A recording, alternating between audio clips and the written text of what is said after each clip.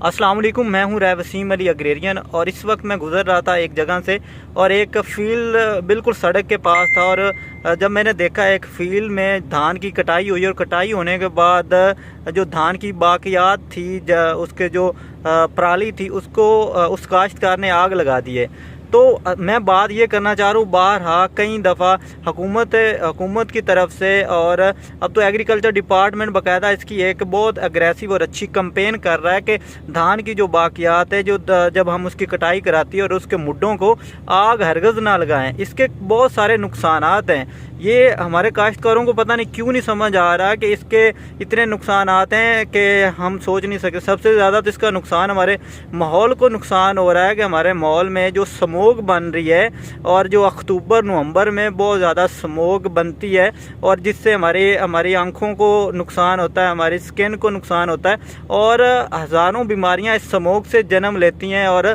हमारे मुआशरे को, हमारे माहौल को आलूदा करती हैं। उसके बाद काश्तकार दोस्तों, जब ये आग लगी हुई है तो इस आग ने जब जो ज़मीन में खुर्दबीनी जानदार हैं, जो मौल दोस्त कीड़े हैं जिनका हमें फ़ायदा होता है, उसको नुकसान पहुंचा दिया है। वो भी जल कर राख हो जाते हैं, जल जाते हैं, जिससे हमारी इस ज़मीन को नुकसान होता है और उस काश्तकार की ज़मीन की ज़रखेज़ी भी चली जाती है। तो इसके कई बहुत से नुकसानात हैं। उसके बावजूद भी हमारे काश्तकारों को, हमारे लोगों को शऊर नहीं आ रहा कि वो इसको बाकायदा तौर पर इसको रोकें और इसको जैसे ये हार्वेस्टिंग होती है, इसकी कटाई करते हैं, इसको डिस्कैरो से इसको कुचल देना, उससे ज़्यादा फ़ायदा है। इससे ज़मीन की नामियाती मादे की कमी पूरी होती है, ज़मीन इससे ज़रखेज़ी बढ़ती है, ना कि इसको आग लगाने से काफ़ी सारे नुकसानात हैं। माहौल को नुकसान है, काश्तकार की उस ज़मीन को नुकसान है और इस पर बहुत ज़्यादा